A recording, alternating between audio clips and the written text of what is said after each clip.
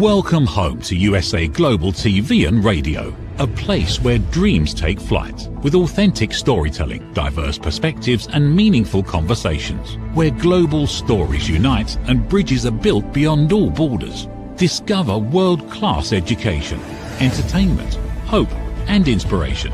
Together, we're building bridges worldwide. Subscribe to our channel, USA Global TV. Download our app, USA Global TV. Be our guest or join our team. Visit usaglobaltv.com. Thanks to our founder and executive producer, Dr. JACALYN KERBECK. Music score by Yeffy Tang from Cloud Road Music. Voiceover artist Mike Porter. Creative direction by Paul Garcia. USA Global TV and Radio. Your home for global connection. All rights reserved. This video and its contents are the exclusive property of USA Global TV and Radio. Unauthorized use, duplication or redistribution in any form is strictly prohibited. Hello and welcome to this episode of A Woman's Prerogative, where we provide high-class education for all our viewers. We also encourage our followers to have access to free content that will help them in their journey on Earth. This episode is The Power of Now, Living in the Moment. I introduce myself. I am Reverend Lydia Fougères, Reverend in Metaphysics, author of a 2-volume series called 111 Reflections for Thy Earth Odyssey, available on Amazon. I am also a spiritual teacher who works on personal transformation, introspection, mindfulness, and compassionate self-discovery. I invite my readers to engage in life through curiosity, clarity, and sense of sacred connections through my programs. I also do one-on-one with my books. You can contact me to register to my groups to achieve an exciting journey on Earth. I am also a country manager for this station for Canada and French speaking countries. If you want to be part of a show, or if you want your own show, I would like to put you in contact with Dr. JACALYN KERBECK, who is owner of this station. So please subscribe to our 2 channels, which are USA Global TV and Radio, and the personal channel of Dr. JACALYN KERBECK, who has thousands of videos, and we will be very happy if you subscribe. I have the honor of having Dr. JACALYN KERBECK actually as a co-host in this show. So she is Private Advisory, Global Media Leadership Founder. She's Executive Producer and Chief Listening Officer for USA Global TV and Radio. She's a Peace Ambassador, best-selling author of several books, and she has won the YouTube Silver Creator Award. So let us welcome this wonderful lady that we all love. So thank you. Thank you so much, Reverend. It's an honor and pleasure to be here with you for this episode of The Power of Now, Living in the Moment. That's, even though you came up with the title, this is how I live my life. So what was it that prompted you to go with this title for today's show? Well, the thing is that I have to live in the moment for some time. I actually have to live in the moment because I am going through a time in my life where I have to do many things. And if I look at the future, if I look at what I have to do, well, I will be in panic mode. So I decide to be in the present moment at all times, because panic mode would come if I had to look at all that I have to deliver for, well, the next week. So I decided to talk about the power of now, because I have to be in the power of now. No, it makes sense, especially when you are doing the many things that you're doing in all the different areas to help other people. And sometimes we are not able to even prioritize time for ourselves. And so also what happens is sometimes we start thinking about what's coming in the future, and then we get off track because now we're thinking about that instead of what we're doing now. So what does living in the moment mean to you? Well, it means actually being able to stop and just stop thinking. Uh, I am in the process of writing my books in French. So, what I am doing is that when I am overwhelmed, when I realize there are too many mistakes where with the editing or things like that, and I have the deadline, what I do is that I just start breathing, and that is what I do. I just push my computer and stop everything. And I go back to the present moment. I do not think, okay, deadline.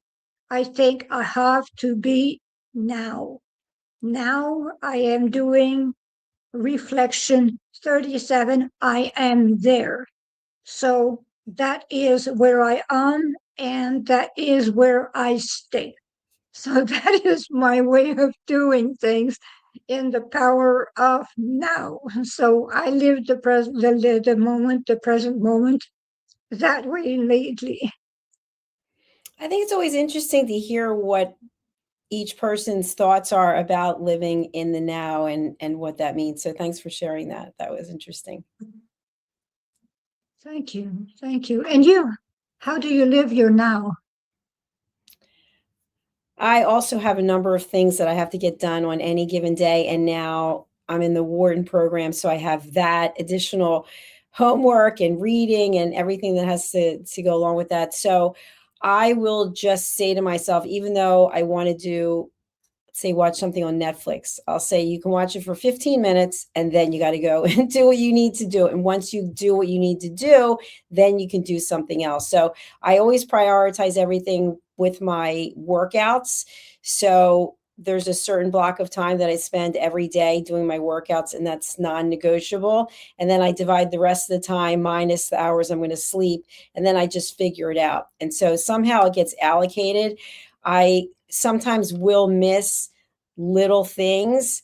And to me, it might be a little thing, but to somebody else, it might be a big thing. And so I have to write lists and make sure that I get to all the things because I want to make sure that people are getting what they want and people are happy.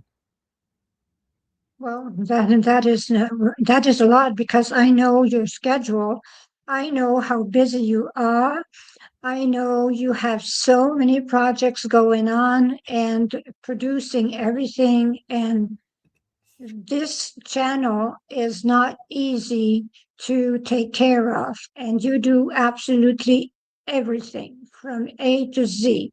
So I know what you are going through because I see you do that day after day after day. So if you can be in your present moment and watch 15 minutes of Netflix, you deserved it. You really did deserve it because I do not know. I would not be able to actually juggle your schedule because you have such a crazy schedule. Well, I do have to share that we have 4 producers now. So there are producers who are producing other shows. You just see me because I produce our show in the one before, but there are other people producing. And then we have a team of people who do search engine optimization. We have a team of people who do social media marketing. So I'm not alone. But of course, as I delegate to other people, I take on more things because that's just the way that I am. So I'm always looking at where the media industry is growing and where it's going, and then applying what I learned from Wharton in the Chief Strategy Officer program to where I'm going. And then I have a whole coaching business and private advisory. And so it's been an interesting journey, and it's not boring. I can tell you that much. Oh, certainly not, because your life is really far from boring. you have so much to do, but you are so into your workout. I have to start working out again, because the thing is that I stopped working out because I had so much to do, and I realized that I let myself down. I did not let anyone down except myself, because by letting go of the workout that I used to do daily, I actually realized that, I am the one paying the price. So the workout is so very important. And this is something that I have to rectify and start again, because what really was helpful for me was the workout. That discipline was so very important. And when I work out, I am in the present moment because I love working out. So the thing is that I will actually do like you. No reason not to work out. The thing is that I will start the workout again.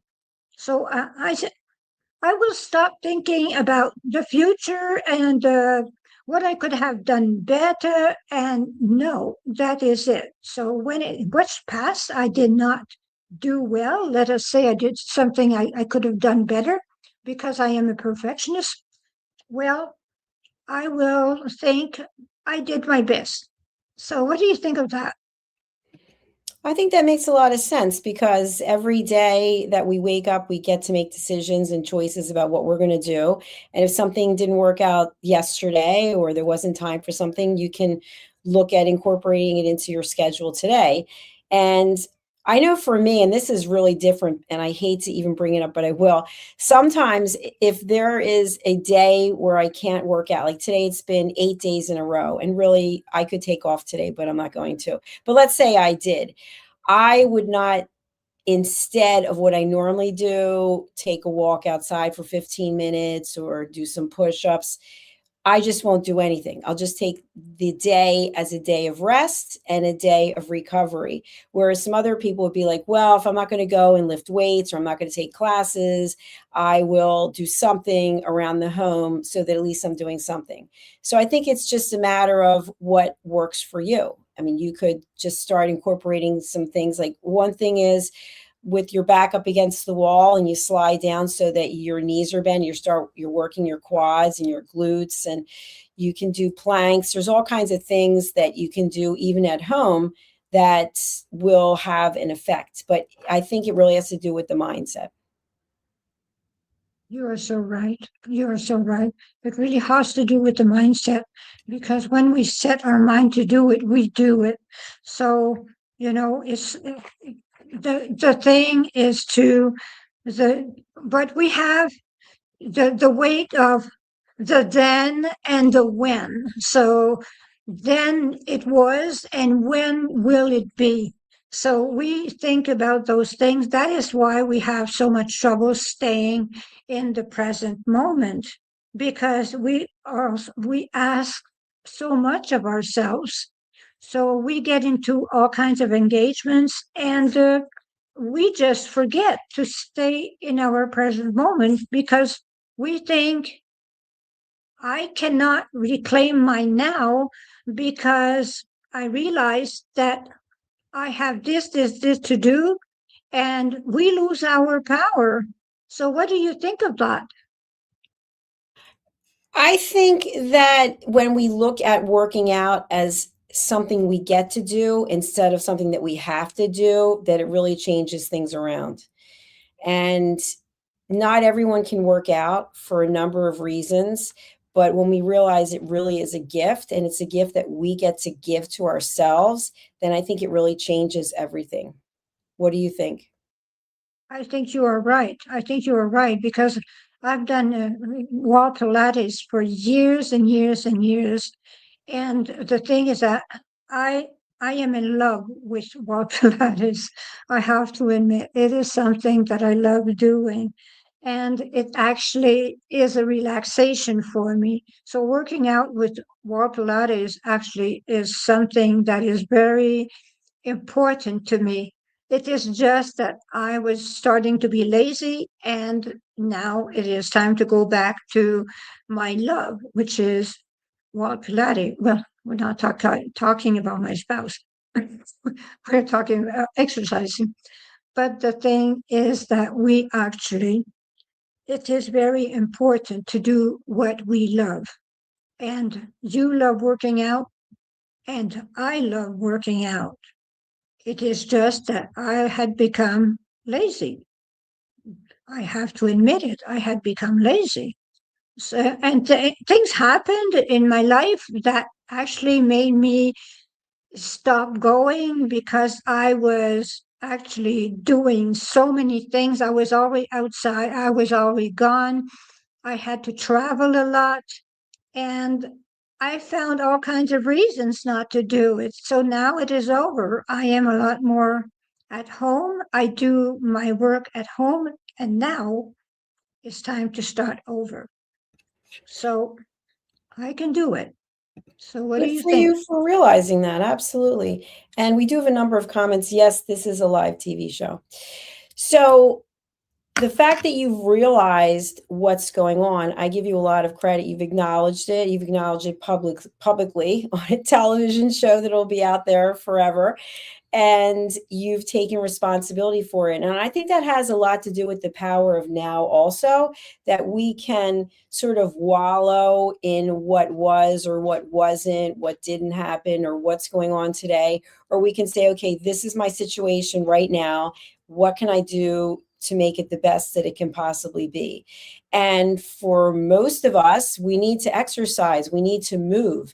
And I know when I was in corporate, you're sitting at a desk for a lot of time, or you're on a plane, or you're on a train, or you're in a taxi, or whatever the case may be. You're sedentary and you really need to get out there. So taking the power of now and living in the moment, but making it a moment that can build on the next moment and the next moment and the next moment, so that there are many moments where you're really enjoying yourself.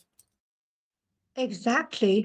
And what do you think of meditation to reclaim the power of now? I think meditation is very important. I'm actually a certified meditation instructor, although I don't do it anymore, but I got certified during the pandemic.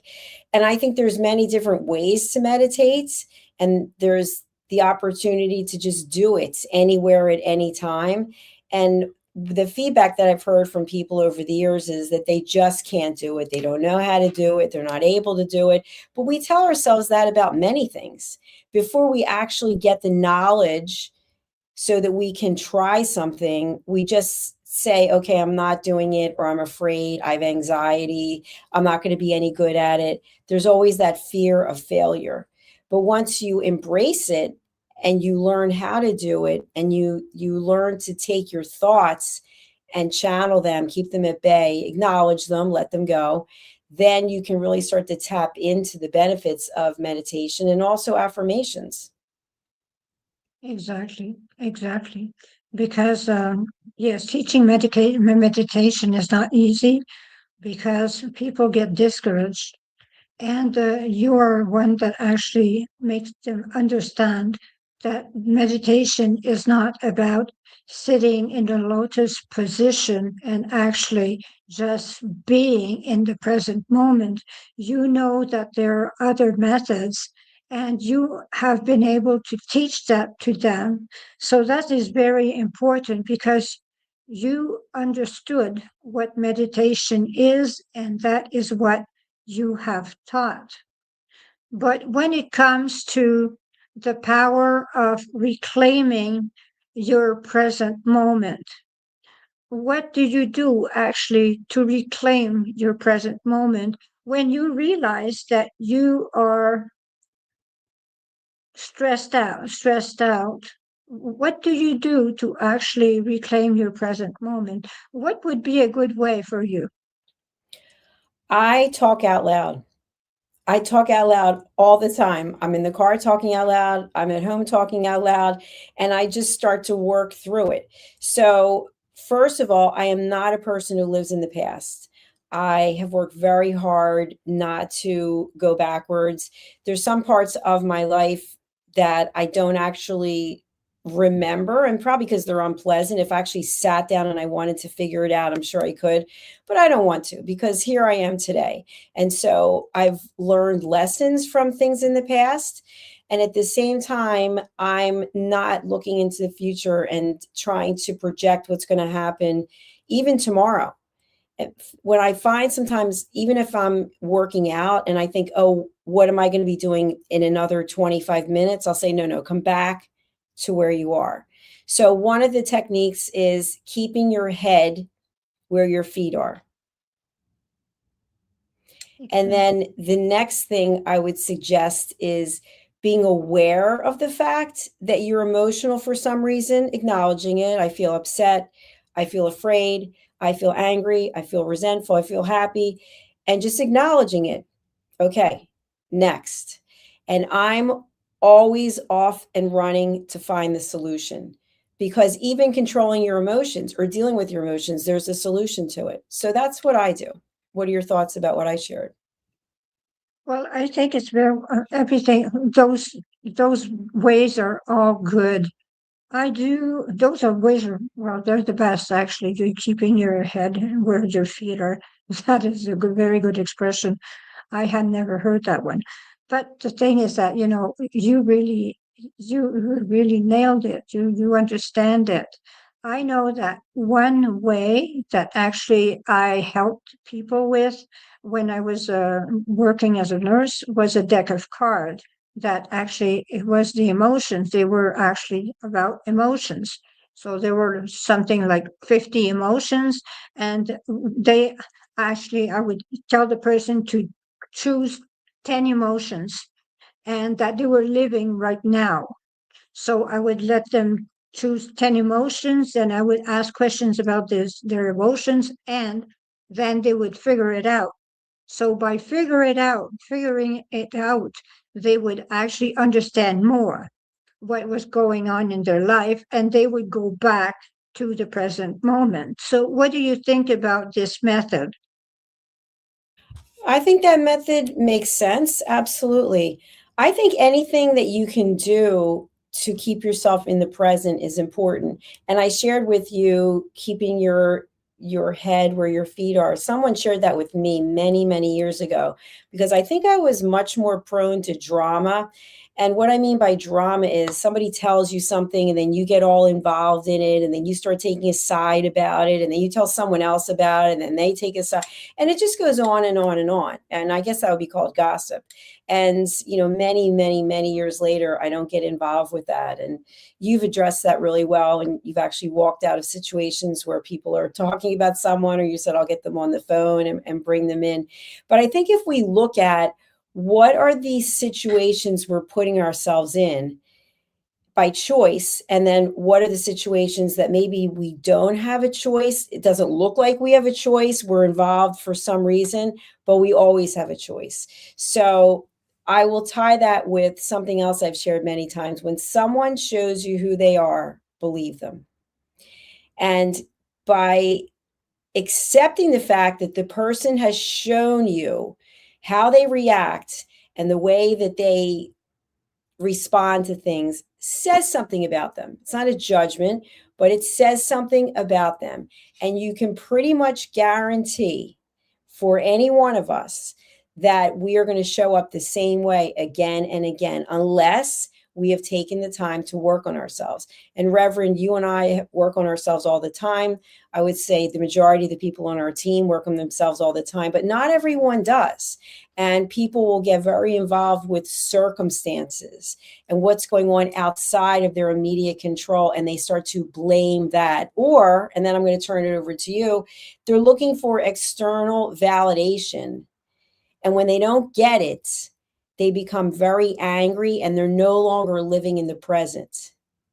And they just start to unravel. Oh, you are so right. So right. Actually, some people get so angry. Some people get so angry about everything, about anything and everything. I know that some people actually calling, let us say an event happens. An event happens, and it is with a certain person. But the thing is that there's another person that has nothing to do with the situation. But the other person calls you, starts being absolutely crazy, and you are blamed. They do not even know the circumstances, and that is the way it is. And they go in drama mode, as you say, in drama mode. And the thing is that they cannot be in the present moment because you cannot even talk some sense into them. So they cannot be in the present moment because they are in someone else's moment. So they they do not only forget about the present moment, they even take someone else's moment. And that other person's moment is absolutely ridiculous. So some people do that. They go as far as taking someone else's moment to actually go in drama mode. So what do you think of that? Yeah, you really summed it up so well. I absolutely love that they're actually in someone else's drama. They're in someone else's story. They're in someone else's situation. And it's funny because I watch reality TV, and one of the shows that I watch is one of the Real Housewives shows. And it's interesting because, first of all, they all need a lesson, in my opinion, on listening. There's very little listening going on. There's a lot of judging. There's a lot of screaming. And I'm sure that makes for good television, but it gets boring after a while. But what I'll see is two people are having a conversation, and then a third person happens to walk up and just cuts into the conversation and starts giving their opinion. It's like, no, let the two people figure out what they have to figure out. And then you also see people taking sides. And it's kind of like, you don't have to take a side. But I think the main thing is, don't bring your drama to another group of people. Settle your drama at a different time. And if you happen to have a difference of opinion with someone in the real time, just say, hey, you know what, we're not agreeing right now. Let's set up a time to actually converse about this. But people forget about that because their emotions get the best of them. And so even though, and I've said this a million times here on our platform, we could be interviewing someone and all of a sudden they share something. We had no idea they're going to share it. And it might be completely different than what we feel and what we believe. But it's not our job to go one-on-one with the person and call the person out and have a debate, because it's a TV show about a certain topic. But yet that's what people will do in the real life. They will just go down this rabbit hole that there's no reason for them to go down. And here's another example. We see this all the time on social media. Someone is on a plane and they're not doing what they're being asked to do. And all of a sudden, everybody's got the camera out. Let's all videotape what's about to happen here. And then they start yelling at the person. Why don't you do this? Why don't you do that? And then the person's yelling back at them. And it goes back and forth. And before you know it, there's a brawl going on. And now they bring in the authorities and people are getting arrested. It's like, you don't have to get arrested. Just stay in your seat, sit forward and mind your own business, and let the people who work there, who are trained for this, let them work it out. But that's what happens on a daily basis in scenarios around the world. Well, that is quite interesting. I did not know about those things. I have to admit, I do not watch reality shows. I never did. So I do not really know what goes on in a reality show. And the thing is that you are right about people just walking in when people are talking to one another. People just walk in and then give their opinion when they don't even know what the subject is. But the thing is that when we do TV shows, we actually have to understand that we have to agree to disagree. The thing is that, and when we disagree, we stay silent. That is all. That is the way it is. We are doing a TV show. We are not sharing our opinion, whatever. The person is there to actually give their opinion, and we are there to actually respect their opinion. That is why they are there. So as a host, we have the obligation to actually be there and listen. And no matter what they say, we have to agree to disagree. So the thing is that, we do not say a word, because the thing is that saying something actually is ruining the moment of our guest. So that is the way it is. We are not allowed to ruin our guest's moment. So that is the way I see hosting a show, or hosting an event also. The same thing for hosting an event. What do you think? I agree with you. I think what it comes down to is we as humans think that we are helping, we're going to get someone to understand our perspective. But imagine if someone tries to talk to us about something and get us to understand their perspective. We actually have to take the time and process it. So what ends up happening in many cases is what I think of as bullying. It's kind of like, well, you're wrong. You don't know what you're talking about. Let me tell you why. Because you believe this, you're that. I don't want anything more to do with you. And we never even understand another person's perspective. And it's almost like we are supposed to be clones of one another, that we're supposed to believe the exact same thing. And there's no free thought process. And we've seen scenarios, we've seen movies, we've seen situations where people have tried to control other people's brains. And it's not a pleasant thing. So the fact that we have the ability to think on our own, but yet we can't express it, really says something. And again, it's how we express ourselves. Are we expressing ourselves in a respectful manner, or are we trying to out-talk, over-talk, yell and scream? Imagine if you and I were doing this TV show right now, and it was like point counterpoint, and you were saying one thing and I was saying something else, and all we were doing was, you're this and you're that, screaming, and you're like, oh my gosh, we would get a headache. We wouldn't want to do it. The audience, listen, some group of people would like that. They would like it. They'd like the screaming and yelling. Hey, look at this. This is unbelievable. Most people would not, because first of all, we're not even going to know what either one of us is saying because we're yelling. And then our blood pressure's up. We're getting a headache potential. And it's kind of like, no. But yet that's what goes on. If you think about it in relationships, it's kind of like, I just witnessed it in a professional relationship. One person cut off the speaker, and it was a paid event. So people were paying to listen to the speaker. And this person in the audience cut him off. And then he was trying to talk. He kept over talking, double talking, raising his voice. He's talking even louder now. And I just got up and left. I was like, no, I'm not sitting for this. So I think living in the moment is also showing up with respect, compassion, and integrity. What do you think, Reverend? I think the same thing, because what I wrote. I wrote a reflection that says when you speak in God's words. So the thing is that, what would God say if actually it was his situation and he would explain something to the person? How would he talk? Well, the divine source, we're not talking he or she. How would the divine source talk? So that is what I wrote. And we have to think, how would the divine source address the person? The divine source would not actually accuse, would not be mean to the person. So we have to understand that we have to think the way the divine source thinks. So that is the best way to go through our life. So what do you think of that?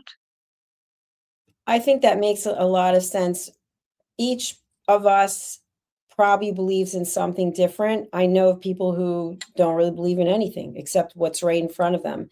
So whatever it is, I think what we can really take away from what we're talking about is embrace the moment, because in a second, the moment will be gone. It'll be a different moment. And if you find that most of your waking moments are unpleasant, they're filled with anxiety, you probably open to making some other choices, because having a life that's filled with peace, which does not mean it's perfect, by the way. That does not mean everything is perfect, hunky-dory, swell. No, of course not, because that's not reality. Life's always throwing us curveballs. But choosing how we show up is something that we can control. And then also deciding we're not getting involved in someone else's life. And if they ask for our opinion, really think before you give it. Because once you give the opinion, if they're not in a place of strength and feeling good about themselves, they may come back to you and say, it's all your fault. You ruined everything. I never should have listened to you. And who wants that responsibility? And of course, we can't ruin another person's life, right? Everybody has to look and see how we're showing up. Now, if you do something malicious that's, endangers someone's safety, that's a different story. So, Reverend, we're like almost out of time, which is incredible. But what would you say, because I shared this before, we could stay here all day if we had the time and just continue talking, but everything has to have a boundary, right? Because if there was no boundary, then we might be talked out and we wouldn't be able to come back next week. So what does living in the moment mean right now, today, April 13th? What does it mean to you at this moment of this day in this year right now? It means to stop. When you are overwhelmed, when you do not know where you are going, you stop. No matter, you cannot do better. You stop and you just stop thinking. That is the way I see. Because the world will turn no matter what you are doing. You are just a person after all. So that is my takeaway. Fantastic. Reverend, Yes. What's the best way for people to reach you and who can you help? Well, I can help people. I do my programs according to my books, and they are 111 Reflection for Thy Earth Odyssey. And I do healings. I help do healings because I am a born healer. So I do one-on-one on Zoom. So this is healing, no matter. Time and space does not exist. And also I listen. So if they have to have someone listen to them, as a holistic nurse, I am a good listener and I do not judge. So 1514-582-6882. I am in Canada. So thank you very much, Dr. JACALYN, for having been with us. And you also have very interesting books that are for sale on Amazon, because you actually wrote several books on elevated listening. And we should actually pay attention to what you have written. So thank you very much for being on the show. Namaste. Is it true? Is it kind? Is it necessary? In a world quick to judge, one book dares to reveal the hidden cost of silence. Discover Holy but Harmful, The Silent Sin of Judgment, How Hidden Judgments Destroy Relationships and Damage Lives by Dr. JACALYN KERBECK. The Amazon #1 bestseller that's transforming the way we understand ourselves and the way we see others. Pick up the companion workbook to uncover your own hidden judgments and learn how to break free from them. Available now on Amazon and at fine bookstores worldwide.